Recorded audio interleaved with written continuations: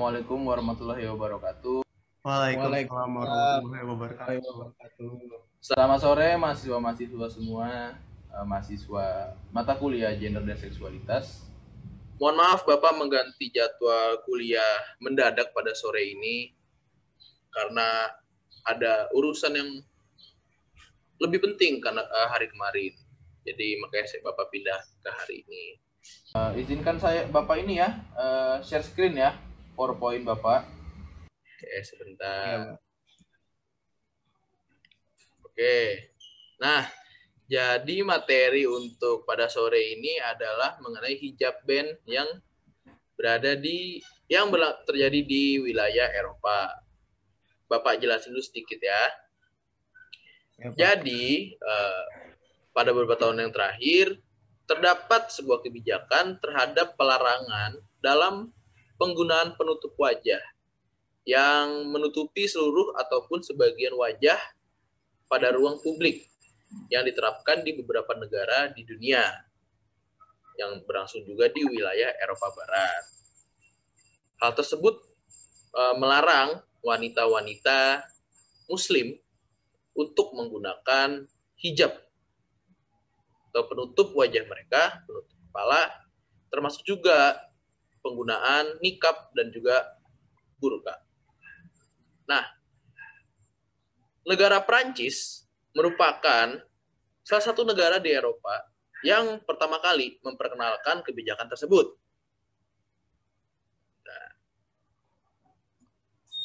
Nah, kebijakan pelarangan terhadap penggunaan penutup wajah yang menutupi sebagian, bahkan seluruh wajah, mulai berlaku di beberapa negara di Eropa. Pelarangan tersebut diberlakukan untuk seluruh wilayah secara nasional atau hanya di beberapa kota saja. Nah, negara Perancis merupakan negara pertama di Eropa yang menjadikan pelarangan penutup wajah ini ke dalam tingkat nasional. Bukan dalam beberapa kota saja, melainkan sudah secara nasional. Padahal, seperti kita tahu, negara Perancis itu banyak komunitas muslimnya. Dan dia menjadi salah satu negara yang memiliki banyak komunitas muslim di dalamnya. Perkembangan agama Islam sangat melesat di negara Perancis, sehingga menjadikan agama Islam sebagai agama terbesar kedua setelah agama Kristen. Oke, jadi sekarang Bapak ingin menunjukkan sebuah video untuk Naridwan dan Narif mengenai materi hijab band ini. Jadi kita akan nonton bersama-sama. Ini dia videonya.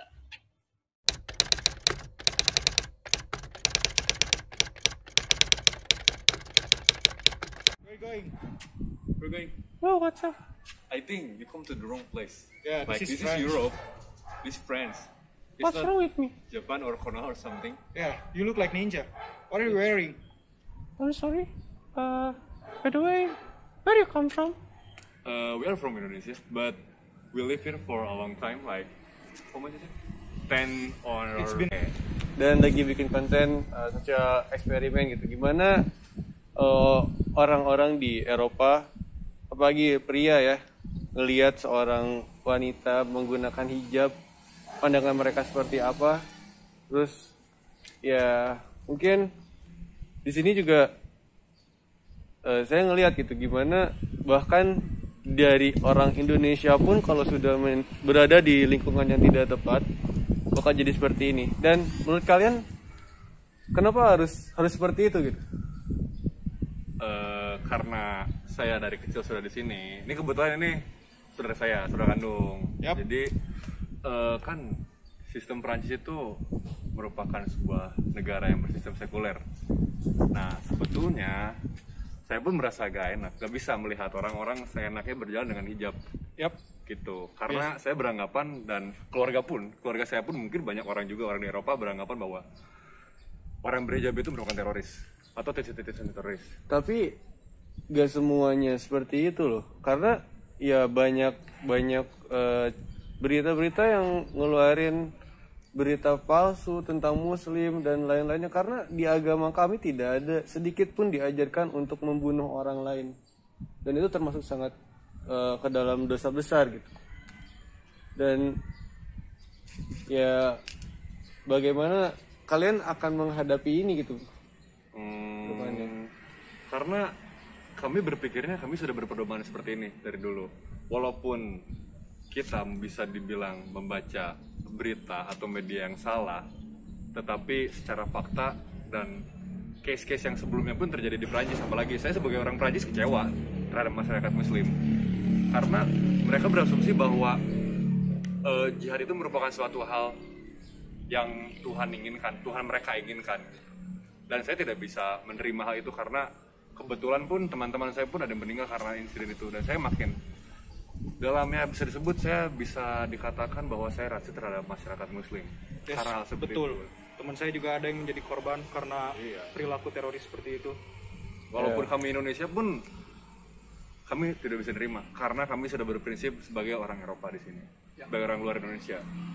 Oke, mungkin pembahasan kita sudah terlalu jauh juga ya. Mungkin akan tidak terlalu enak didengar karena mungkin lebih sangat sensitif kepada sifat privasi. Terima kasih buat kalian ya atas pandangan kalian, lalu cara kalian mengutarakan gitu mengapa kalian membenci seorang wanita hijab ataupun muslim ya, terutama muslim.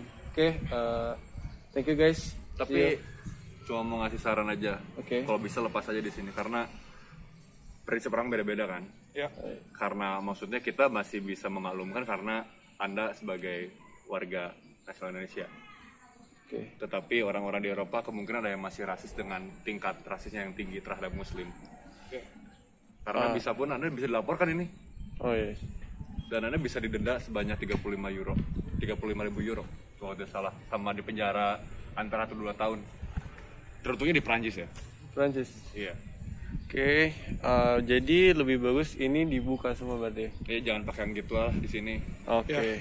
Takutnya saya masih memaafkan ya, memakluman karena Anda Indonesia. Kalau tidak saya bisa laporkan Anda karena kepolisian di sini. Seperti itu. 10 years or so. Yeah. Probably. Ya, really? Oh shit, guys. Ya, sebenarnya She's a he. saya juga orang Indonesia. Oh, oke. Oke, jadi tadi ada sedikit problem ya. Suasana udah tidak kondusif dengan hijab ini karena ada orang baru yang lebih ikut campur lagi, lebih berbahaya. Jadi seperti itu menurut pandangan mereka kepada muslim gitu. Kenapa mereka sangat membenci muslim, terutama wanita menggunakan hijab? Ya, seperti itulah.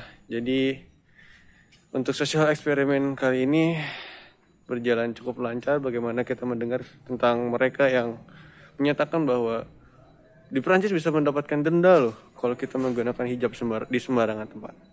Oke, kalau gitu see you soon. Ciao. Nah, begitu. Sudah nonton videonya kan? Gimana? Tadi diperhatikan videonya kan? Udah, Pak. Sangat bagus. Oke.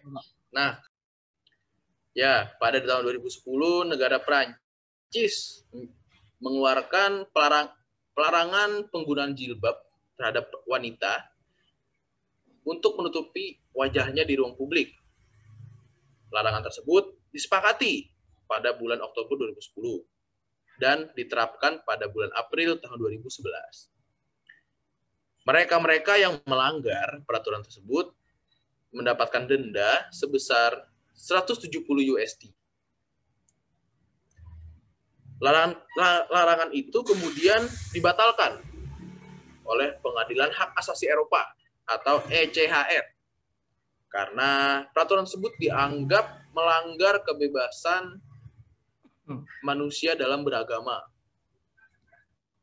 Berdasarkan Undang-Undang 2014, seluruh siswa sekolah di Prancis dilarang menunjukkan dan juga dilarang untuk memakai suatu hal yang berunsur simbol-simbol keagamaan. Termasuk juga penggunaan tanda salib, peci agama Yahudi. Dan memang Prancis merupakan negara yang menganut sistem sekuler. Mereka memisahkan urusan agama dan juga urusan negara sejak Undang-Undang tahun 1905. Nah, sekarang Bapak ingin memberikan pertanyaan untuk Na'arif dan juga Na'Ridwan.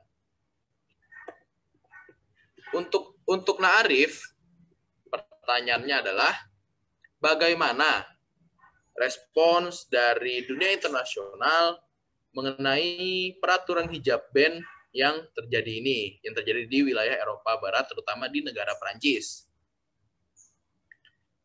Dapat dipahami, Na'arif? Dapat, Pak. Paham, Pak. Oke. Untuk Na'Ridwan, bagaimana respons dari komunitas Muslim yang berada di Eropa atau lebih spesifiknya mungkin yang berada di negara Perancis terhadap pelarangan penggunaan hijab? Seperti kita tahu, hijab merupakan kewajiban untuk perempuan yang beragama Islam. Nah, bagaimana respons mereka saat ada pelarangan hijab band ini? Begitu, Na'Ridwan. Dapat dimengerti, Na'Ridwan? Ya, Pak. Dapat mengerti, Pak. Oke, silakan. Siapa yang mau jawab duluan? Ridwan mau jawab duluan, Ridwan mungkin. Arif aja deh dulu. Oke, baik-baik. Jadi kan terkait dengan pertanyaannya Bapak Dava, tadi kan misalnya bagaimana respon dunia internasional terkait akan adanya peraturan hijab band di Eropa. Nah, terkait akan pertanyaan tersebut tuh respon dari dunia internasional tuh bermacam-macam, Pak. Setidaknya yang saya ketahui itu terdapat 3 negara yang sempat memiliki aturan hijab band di negaranya ini. Dan di negara tersebut memiliki responnya masing-masing juga. Yang pertama itu ada Tunisia, yang mana sekitar 99% warga Tunisia itu memeluk Islam. Namun negara yang pernah dijajah Perancis itu kerap disebut juga sebagai negara penduduk Muslim di benua Afrika bagian utara yang paling terpengaruh budaya daratnya, Pak. Dan pada tahun 1981, pemerintah Tunisia mengeluarkan dekret yang melarang perempuan menggunakan hijab di sekolah dan di kantor-kantor pemerintah. Nah, polisi Tunisia dilaporkan juga mencegat perempuan di jalan-jalan raya dan meminta mereka untuk melepas hijabnya. Nah, sampai Presiden Tunisia ini pada saat itu Zine El Abidine Ali menyebut bahwa hijab itu adalah bagian dari busana kolot yang masuk ke negara itu tanpa diundang. Pengguna hijab juga diklaim pemerintah didorong oleh para ekstremis yang ingin mengeksploitasi agama untuk tujuan politiknya, Pak. Nah, maka dari itu, Lembaga Council on American Islamic Relations atau CAR dalam pernyataannya di situs pada 2006 mengecam kebijakan pemerintah Tunisia dan mendesak agar kebebasan beragama dijunjung tinggi dan dihargai. Akhirnya pada tahun 2010 atau 2011, perempuan Tunisia itu semakin bebas menggunakan hijab dan kebebasan berbusana yang semakin terjadi belakangan ini bahkan membuat perempuan berani mengenakan nikab. Nah, selanjutnya juga ada negara Prancis, yang mana pada April 2011 menjadi negara Eropa pertama yang melarang penggunaan kerudung yang menutup hingga dari wajah dan hanya menyisakan mata atau nikab di tempat umum. Aturan ini berlaku baik untuk warga Prancis maupun orang asing. Nah, yang melanggar peraturan ini itu bisa didenda 150 euro atau sekitar 2,4 juta rupiah.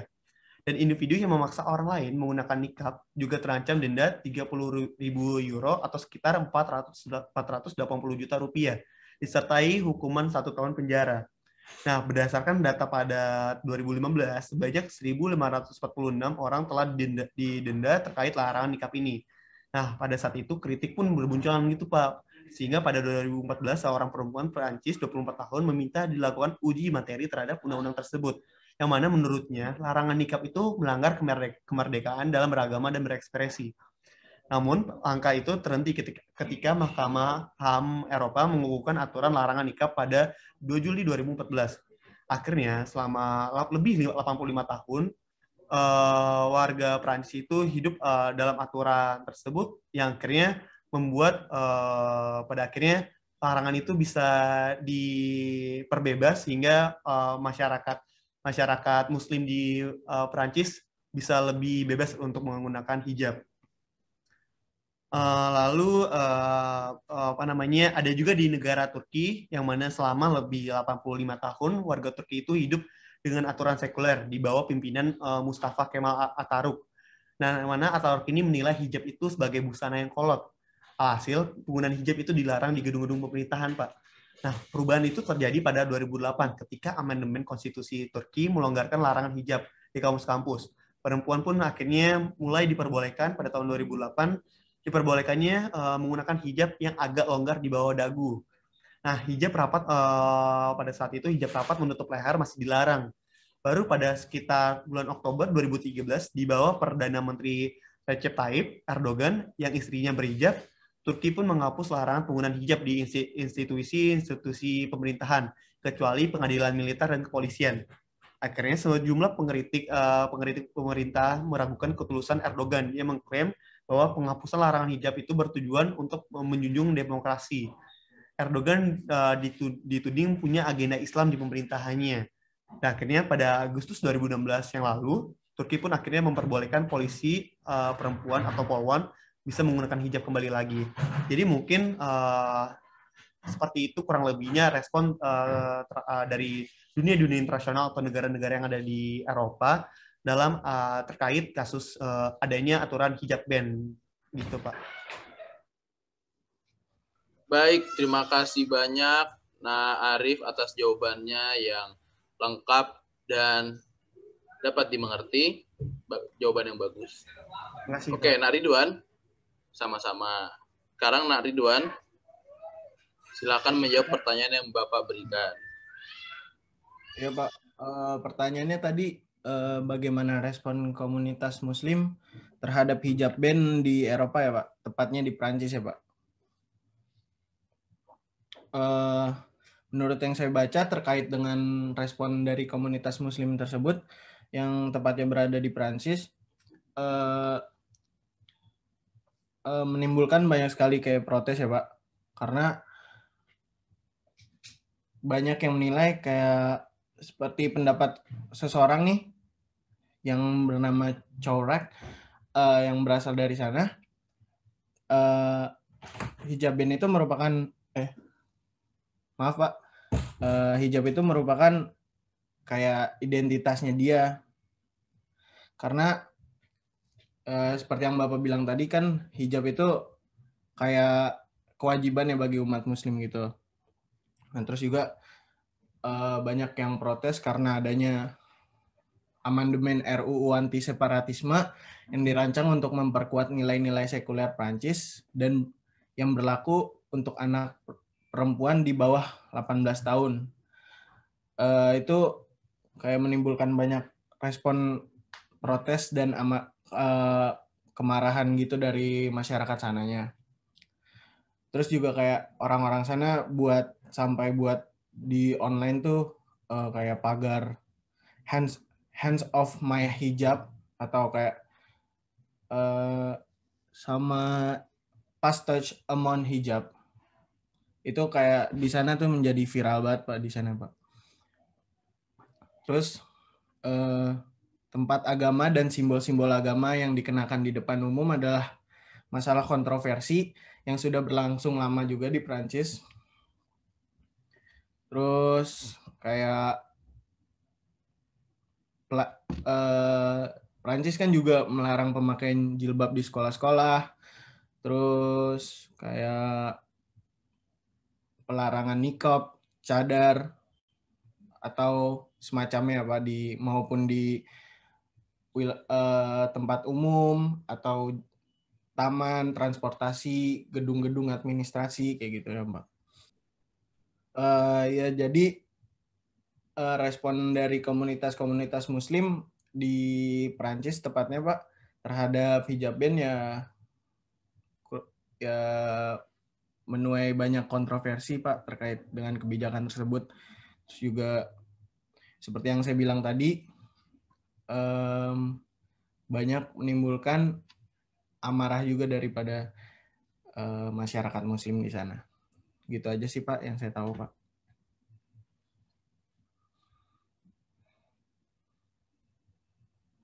Oke, Naridwan, terima kasih atas jawabannya.